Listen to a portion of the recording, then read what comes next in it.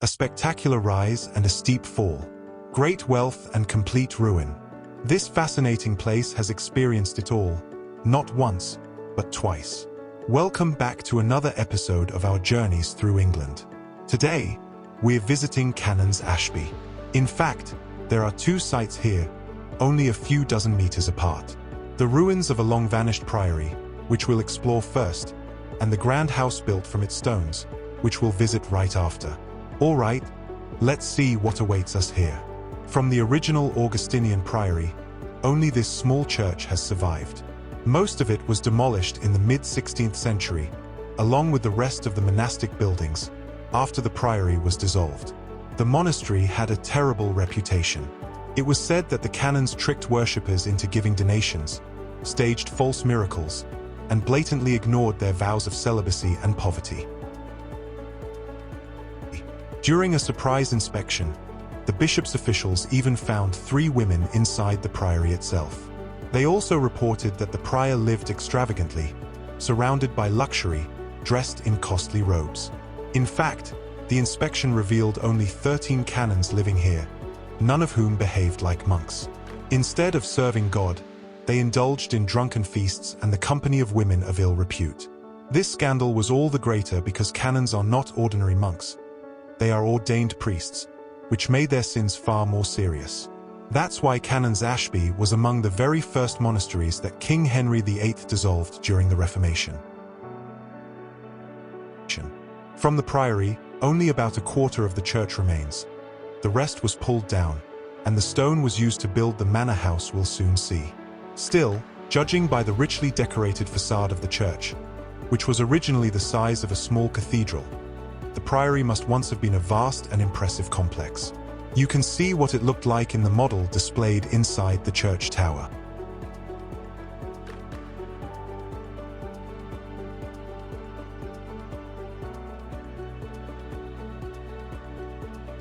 Behind the church lies a tiny graveyard. It's clear that burials here stopped long ago, and little care has been given since. The place feels rather overgrown and neglected. I came here because this cross caught my attention. I wanted a closer look.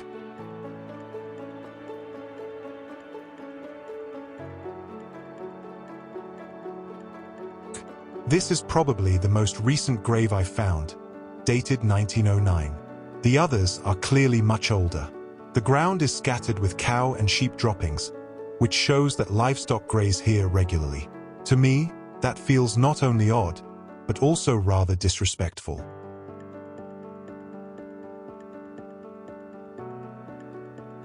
And this is what happens when you plant conifers in your garden and then forget to trim them for 200 years.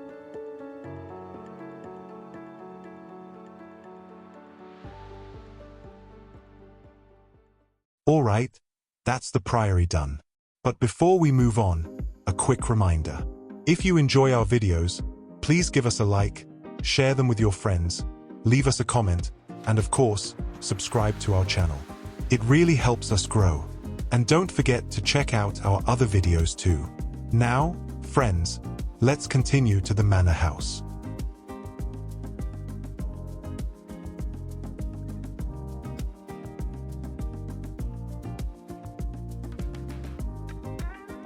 We'll step through the gate and see what secrets it holds. Stay with me, there's a lot to discover. So, what do we have here? To the left, an orchard and kitchen garden, pasture beyond, and on the right, ornamental gardens, with Canons Ashby itself rising proudly behind them. All right, let's go in and take the tour.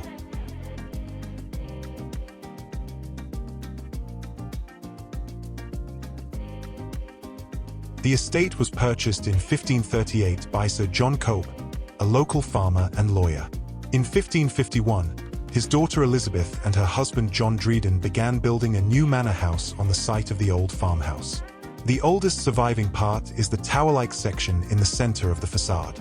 John Dryden was originally from Scotland, where tower houses of this kind, part residence, part fortification, were quite common in unsettled times. Over the centuries, more wings were added until the house reached its present size. You can see how uneven the architecture looks, with each part built in a different style as the house grew. We'll walk through it together so you can decide how you like it. The Dryden family belonged to the lower gentry. They held the title of baronet, above a knight, but below a baron. They could be addressed as Sir, but they were not lords, nor did they have a seat in the House of Lords. Even so, they were clearly wealthy enough to build such a large and impressive home. But by the 20th century, the family fortunes declined. In 1962, they moved to South Africa, leaving the house to fall into ruin. Fortunately, in 1981 the National Trust purchased the property and began restoring it.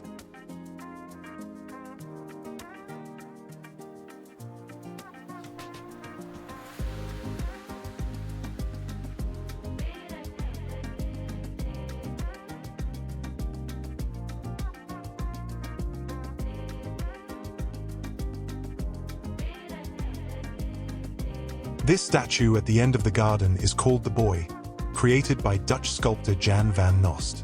In this letter, you can see him reminding Edward Dryden to finally pay what he owed for the statue.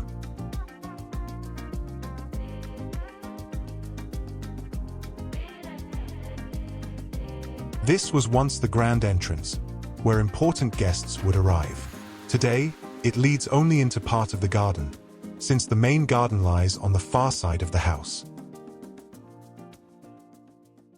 The house has been restored to its Elizabethan appearance, as it would have looked in the early 17th century, and visitors can tour much of the interior. And I have 2 extra facts for you. First, during the Second World War, the British office of 20th Century Fox was based here. Second, some of the tower rooms can now be rented for weekends or holidays, so you can experience what it's like to live as a lord of the manor.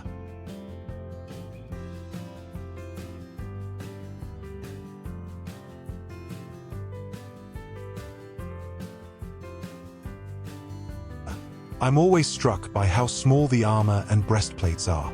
Men back then were clearly much shorter than we are today. I certainly wouldn't fit into one of these.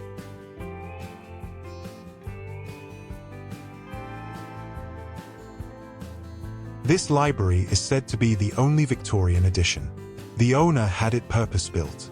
Originally, there was a billiard table in the center, not a writing desk, and the room was used mainly for leisure.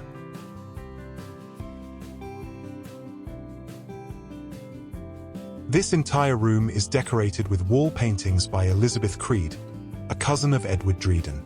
She worked on the decoration of many rooms and painted a number of the artworks still displayed here.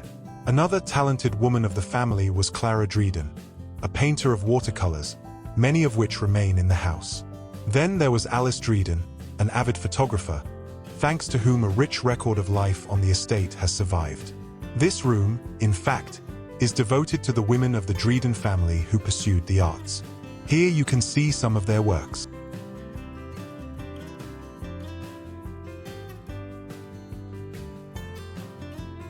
Now let's head upstairs. The sign says, "This way, to the left." And what a beautiful room this is. That ceiling is astonishing.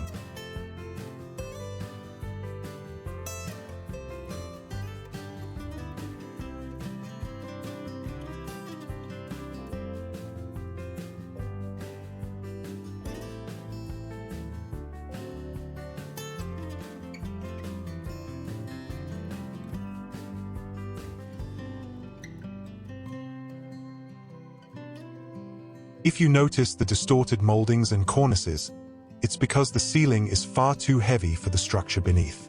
About 20 years ago, the whole building had to be stabilized because it was in danger of collapse.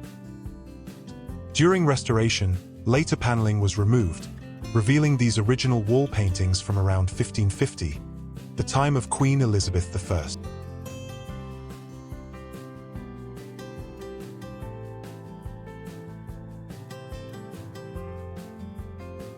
On to the next stairs. I think we're now on the 2nd floor. This corridor led to the servants' quarters, so don't expect anything grand here.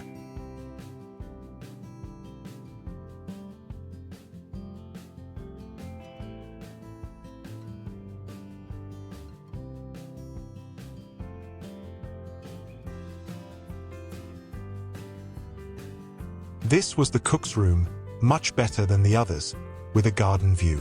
After all, you wouldn't want to upset the cook. And down more stairs, carefully. This was the servants' dining room. Before 1710, however, it was used as a parlor.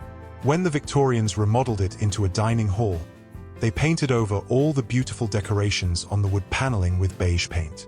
Luckily, these were rediscovered during restoration and carefully preserved. That strange-looking contraption you see is actually the back of the clock mechanism, because in the kitchen it was vital to keep track of time. No dinner could be served late.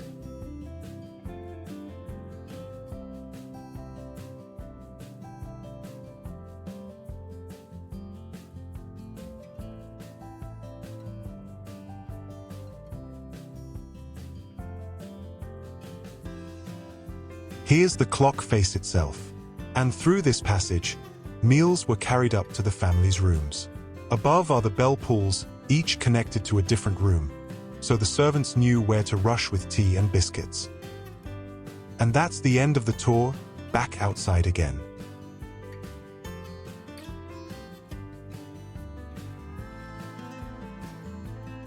This building here was once the coach house, the garage for carriages.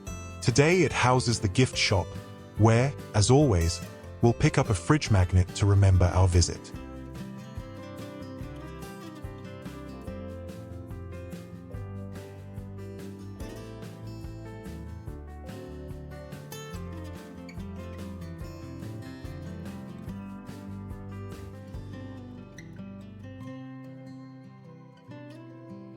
So friends, that's all from our trip to Canons Ashby.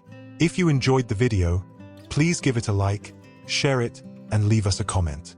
Don't forget to subscribe to the channel, and of course, check out our other videos. Take care, be kind to each other, and see you next time on another adventure. Bye!